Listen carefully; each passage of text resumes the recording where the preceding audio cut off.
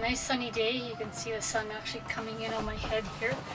And what I want to do is explain what I'm going to do with my Wallas stove, which is I bought a piece of marine plywood, mahogany, because a lot of some of the interior wood is mahogany, and teak as well. So I think it depends on how they finish some of these boats actually.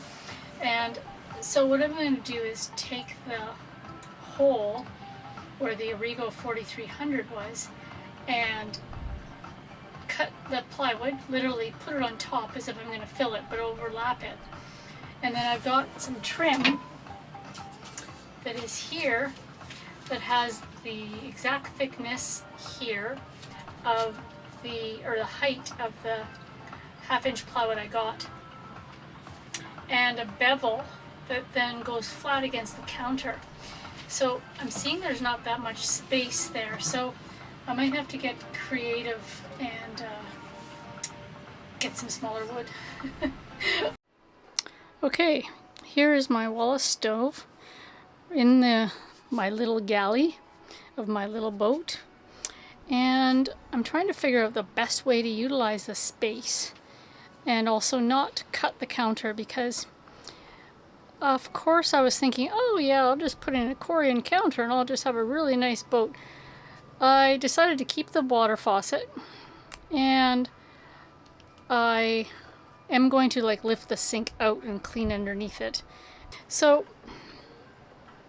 I know it'll sit here nicely because I have a nice piece of sort of marine plywood with mahogany on it, which is part of the interior here. And I'm trying to decide how to utilize the space. So I was thinking of just putting it in here, putting a piece of wood on, cutting a hole for it, sitting the Wallas in it, and then doing trim all the way around. So that's, and gluing it down just to see how it all works, because I've got the tank as well. I've got the small tank, and I was wanting to try to fit it somewhere in here, but I don't know if I can. And then the control, which is the nice part with the buttons and the here's where you turn it on and turn on the temperature and do the blower lid. That I think I'll mount behind the stove, just sort of near the faucet, and then I've got the blower lid as well to go on top. That's it. So I just thought I'd let you know that sometimes you have to sort of try to adapt things. I'm going to glue the wood down probably just with 4200, and I might screw it down. I want to make it so it's solid, so if it works and looks great, then it's set up. But I don't want to make it permanent yet with 5200, for example, because in case I need to move it or something doesn't work out, then I haven't cut a hole in my counter, I haven't adapted it all the way around and then realized it's wrong. I've just literally kind of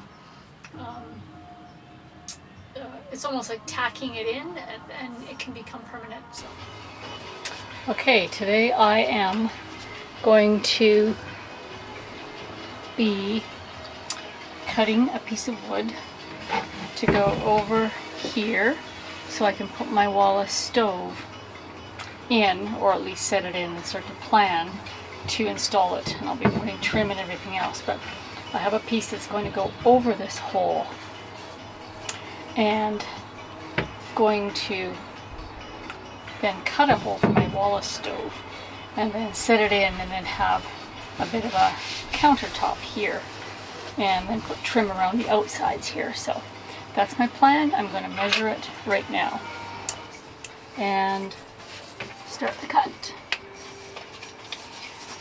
So here, got my neighbor washing his boat again. 14 5/8, and at this end 14 5/8. Then I'll sort of draw it on the outside, because I'll just do dots Because again, it's blue felt. And that should be okay. Drawing all the way along here. And there we go. And I'm probably just going to cut it, make a mess right here, and vacuum it up. Jigsaw. Be interesting to see how straight I can cut. It's all set up nicely for a left-handed person. And I think I will put something with a little bit. So this is not long enough to hit anything below or beside. And here we go. I'm actually very excited I'm doing this.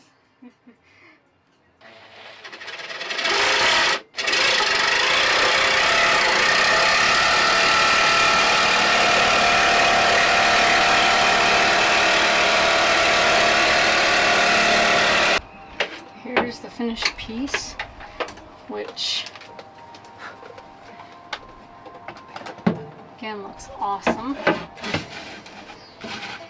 And I'm thinking now it goes right here, which is perfect. As you can tell, the counter isn't exactly square. I'm sure over years of having water and other things in it, it raises probably just a tiny bit here, but that's not going to matter.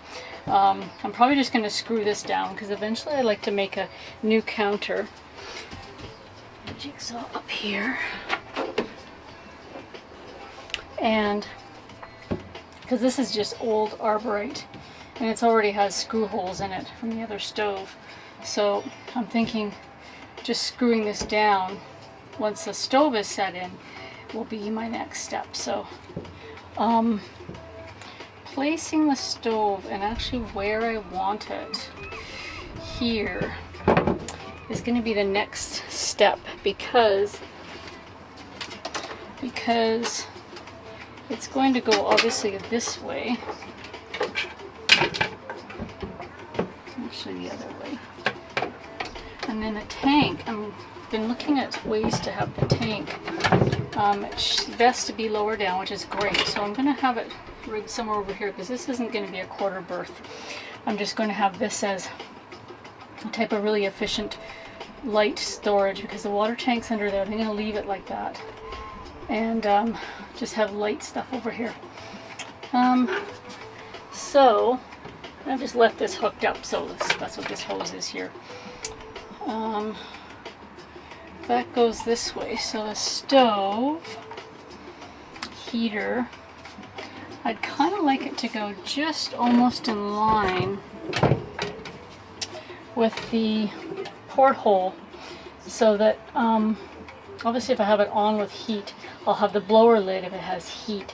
If it's cooking, again, remember it's going to be down counter level and the lid will kind of be back so it'll protect it, but then give me just a little bit of space behind it.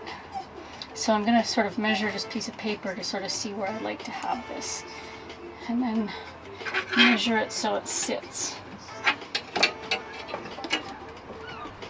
inside here like that. It's got the area there to sit in.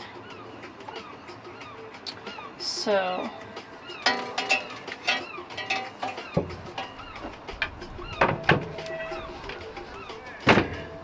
that's the part I'll measure and then I just angle it in that way. So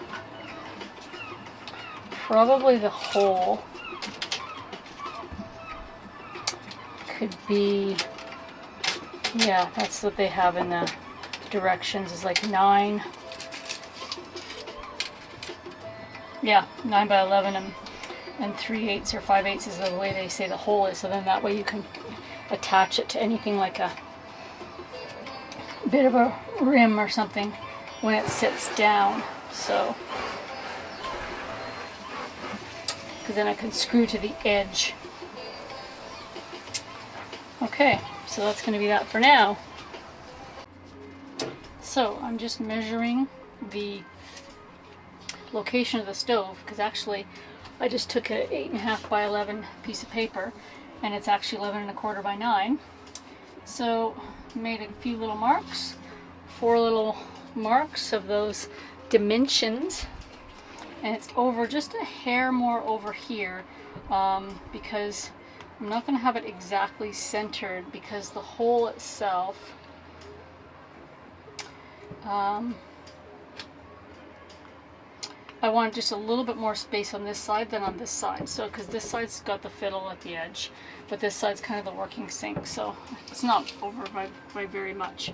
It's 1.5 on this side and 2 1/4 on this side, but I thought it would be a little bit better to have it that way, just give a little bit more room there. And an ancient Stanley tape measure. So it looks like it's a little bit at an angle on this side, but this side's straight, so I will probably straighten this one out just a hair. Other than that, it's straight along this, like it's straight location wise here.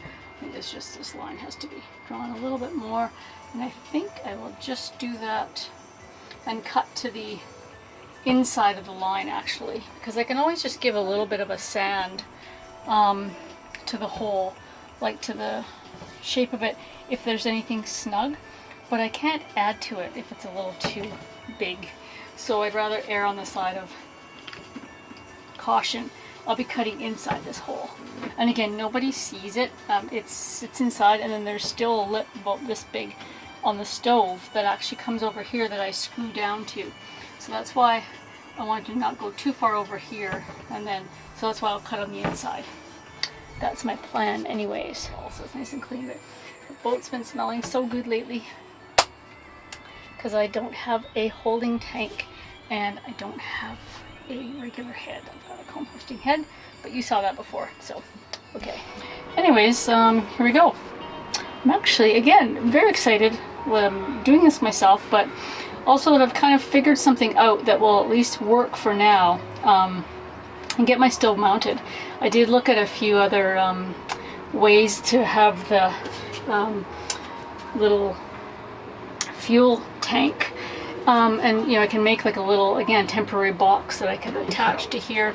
There's already a hole going through here because before there was the electric Origo stove, and it had the power going from it through there, and then was attached to something over here. I think the other battery charger was somewhere here, and so yeah, so there's already a hole there, so I think it'll really work well for the fuel tank. Or I'll just have it come through the wood so that the flow of it, like it has to be below, so I think that would work better. Anyways, I'm figuring that out, so here we go.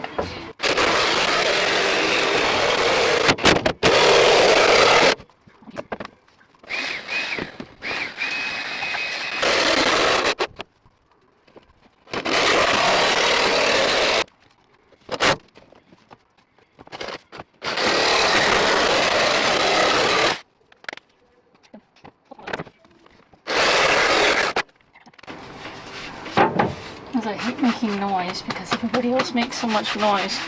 I like to think I don't make noise, but that was noisy. And it's now done.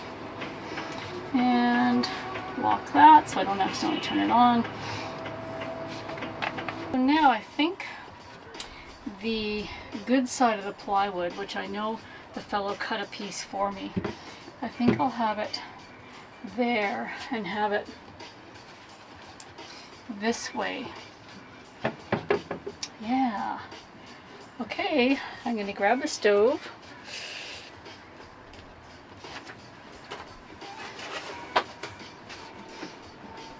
Again, I like to just keep it out of the way so I don't inadvertently do something to it. So let's see. I'm going to see how this looks right now, and then to me, that'll be most of this.